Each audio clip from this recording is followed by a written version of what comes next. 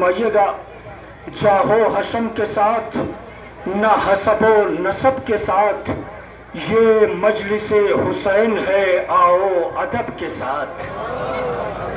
تھوڑا سا بیدار ہو کر سن لیجئے گا محترم، جاہو حشم کے ساتھ نہ حسب و نسب کے ساتھ، یہ مجلس حسین ہے آؤ ادب کے ساتھ، آؤ ادب کے ساتھ۔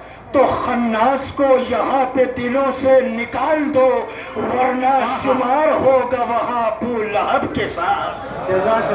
خناس کو یہاں پہ دلوں سے نکال دو، ورنہ شمار ہوگا وہاں ابو لہب کے ساتھ۔ اب ظاہر ہے کہ آپ بیدار ہو گئے اور میں یہی چاہ رہا تھا۔ اب یہاں سے ایک مطلع اور دو تین شعر آپ حضرات کی خوبصورت سماعتوں کے حوالے کرتا ہوں کہ قرآن پاک کے پاروں سے بھیک مانگتے ہیں یہ جتنے بھی طلبہ طالبات اور جتنے بھی مومنین ہیں، ہم سب در اہل بیت کے گداگر بھی ہیں، نوکر بھی ہیں۔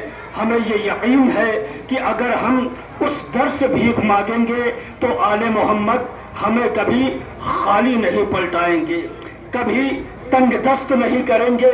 تو آئیے میں ایک مطلع دو تین شعر آپ کے حوالے کرتا ہوں۔ نگراں سیکریٹری صاحب بھی تشریف فرما ہے، سابق نگراں سیکریٹری جناب ڈاکٹر میر ابراہیم صاحب جو بہترین اسکالر، بہترین مصنف ہے، وہ بھی ہمارے درمیان تشریف فرما ہے۔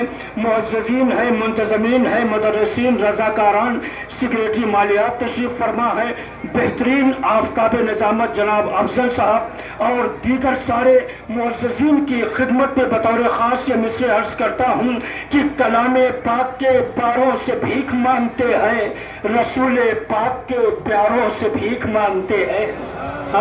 نہیں، تھوڑا سا بیدار ہو جائیے، بڑے پیارے مصرع سنا رہا ہو، انشاءاللہ جھومیں گے آپ ان مصرعوں کو سننے کے بعد۔ دیکھیں نگراں سیکریٹری کارگل جناب آغا سید ہادی صاحب بھی ہیں جو اس وقت وجدانی کیفیت میں جھومنا شروع کر رہے ہیں۔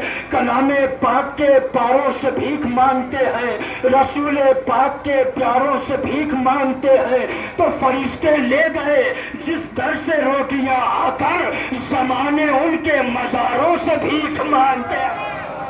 سبحان اللہ۔ میں آخری فرد تک ہاتھ اٹھنا چاہیے تب میں یہ سمجھوں گا کہ ہاں آپ کامیاب کانفرنس کا حصہ بن رہے ہیں۔ جعفر بھائی کلام پاک کے پیاروں سے بھیک مانگتے ہیں، رسول پاک کے پیاروں سے بھیک مانگتے ہیں، فرشتے لے گئے جس در سے روٹیاں آ کر، مائی بھائی فرشتے لے گئے جس در سے روٹیاں آ کر، زمانے ان کے مزاروں سے بھیک مانگتے ہیں۔ اب دیکھتا ہوں بارہمولہ میں حاجی میرا بولتا کیسے ہے اور سنتا کیسے ہے۔ فرشتے لے گئے جس در سے روٹیاں آ کر، زمانے ان کے مزاروں سے بھیک مانگتے ہیں، تو انہیں کو ملتا ہے اللہ کے خزانے سے جو سیدہ کے دلاروں سے بھیک مانگتے ہیں۔ ماشاءاللہ ماشاءاللہ ماشاءاللہ، مکرم انہیں کو ملتا ہے اللہ کے خزانے سے جو سیدہ کے دلاروں سے بھیک مانگتے ہیں۔ ڈاکٹر صاحب ہاتھ اٹھا کر تائید کریے گا، جو سیدہ کے دلاروں سے بھیک مانگتے ہیں۔